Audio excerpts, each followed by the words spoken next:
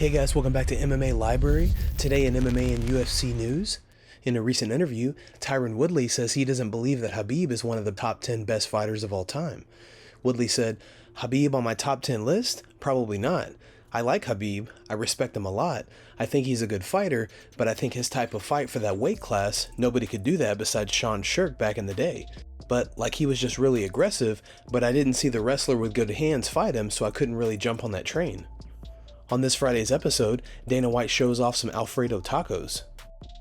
What's up, everybody? It's Friday here at UFC headquarters, and today we're trying the Alfredo Tacos. Batter one chicken breast and fry it for a taco shell. Fill it with Alfredo pasta. All right, here we go. This is going to be messy as hell.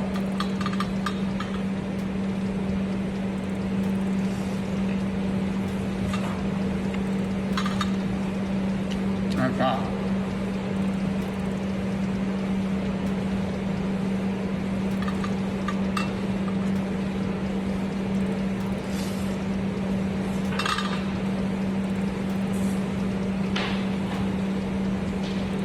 I can wolf that thing down in 2 seconds. It's incredible. Very, very good. Winner. In a recent video, Henry Cejudo has come out and said Dustin Poirier doesn't deserve a place in the pound-for-pound list. Here's what Cejudo had to say. "Chandler doesn't have gold, neither does Poirier. I don't know why Poirier is pound for pound, I really don't. If I was a champion and I had a belt, with all due respect to Poirier, there's no way you can put guys that have been knocked out and submitted and all that on the pound for pound list." What do you guys think about Cejudo's comments? Does Poirier deserve a place in the pound for pound list? Let us know in the comments below. In a recent interview, Islam Makhachev's coach, Javier Mendez, had this to say about the difference in striking between Islam and Khabib. Here's the clip. The difference between Islam and Khabib is when Khabib was in Dagestan training in Abdelaziz gym, his father's gym, Khabib would only train with me, really. He wouldn't really train stand-up with anybody. He trained with me. So his time involved in striking was very limited. Whereas Islam was smart enough to train with other people, and he has great coaches at home that are working with him. So with him, his striking is further ahead than Khabib's ever was, only because of the fact that Islam was working, year round on his striking. Khabib was only part-time working, and that's what people don't understand. That's what's so amazing about Khabib. He was only doing it part-time, and that's why his improvement kit. From fight to fight, you go, wow, he keeps improving, because for him there was a huge gap in his striking and what he could learn and what he's able to do. Where Islam, he's been steadily growing all the time, and he's by far one of the best all-around fighters that I've ever trained. Paulo Costa said he believes Bo Nickal is legit, but wants to see more action before he starts to get top names in the UFC. Costa said, "The people talk a lot about Bo Nickal here in the United States, but you need to see more. Of course he's the real deal, he's a good guy, young guy, very talented, but MMA is complicated. He needs to prove he can fight the top guys, but not against Chimaev." Costa then went on to say this about a possible fight between him and Chimaev. "I wish for that fight, but I don't think he will fight me. He's ducking, he's avoiding me, he's scared, and he's calling out Colby Covington right now. I have his hat."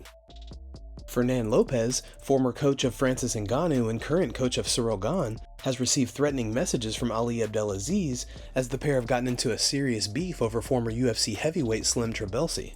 Slim was initially under contract with Fernand Lopez, yet decided he would jump ship before his contract was up. Here's what Lopez had to say about the situation. "Slim decided to just screw me and never talk to me. I kept writing him after he won the belt, he didn't answer me. Mick is telling me I need to talk to Slim, and Slim emailed Mick and told him my manager is Ali Abdelaziz, which is not possible because I have the contract. Usually when this happens, the UFC won't allow it and it will go to the manager with a contract. At this point, Mick was very disappointed and he called Ali and asked for the contract. Ali didn't have one, he called me. I sent him the contract, and from there he told me he was releasing Slim. Ali was trying to talk to me, saying this was a good kid and don't ruin this kid's dream. Like, what are you talking about? I let this guy live in the gym, didn't make him pay anything, gave him food. Ali was taking the best fighter I have. He doesn't have any heavyweight prospects he can push, which is why he wanted Slim. Then he told me he will use every penny he has to hurt me. He told me if I didn't release him, I would hurt you. He then asked if I want to release him, and I said two things, but one is priceless. I want to send a message out there that anyone in my management that tries to screw me and does not respect the contract won't be tolerated anymore. I've lost too many fighters. The second thing I want is compensation. And the compensation I thought that was fair was $90,000 over someone who would make millions over Slim's entire career. After Ali didn't agree to the $90,000, he then told me this is war and I'm from the streets and he will show me what that means. We are now going to court and I will prove to the court that I was right. I have also had other managers reach out to me and tell me not to let this fight go because Ali steals their fighters too. No one has the courage to speak up. I'm not scared, so I stood up. I'm not trying to hold his career. I would have let Slim go if he was honest and told me he wanted to work with Ali, but the way he and Ali handled this, going behind my back and lying to me, I don't think that's fair. Chael Sonnen recently blasted John Cena after Cena posted a motivational tweet to his Twitter page. Chael replied with, "When you have nothing in your brain worth saying, but need that shot of attention to start your day like the shallow narcissist you are, the result is gibberish like this." While there's been no mention of it in the past year, there was a time when we thought we might get to see Jon Jones take on Israel Adesanya. Recently, this is what Henry Cejudo had to say about the conceptual fight.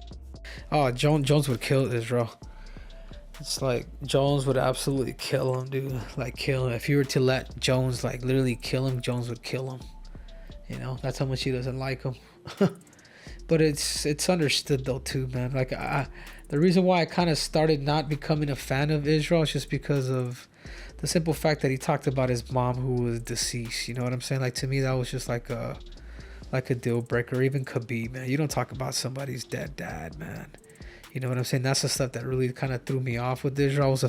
I was cool with them before, but once I saw that, I'm just like, man, this dude's they're willing to do whatever, man. That's not cool, man. You know, there is somewhat limits to that stuff, and you just don't do that. Mike Perry recently uploaded some intense sparring footage to his Instagram account. Here's the clip.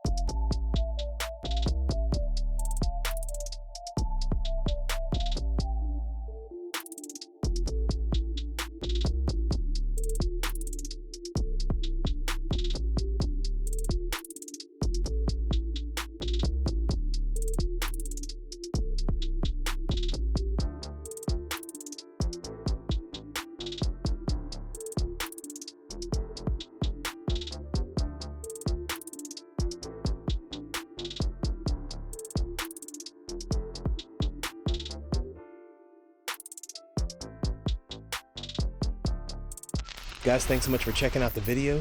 If you like the content we do here on this channel, don't forget to like and subscribe to MMA Library for all the latest MMA and UFC news. We'll see you in the next video.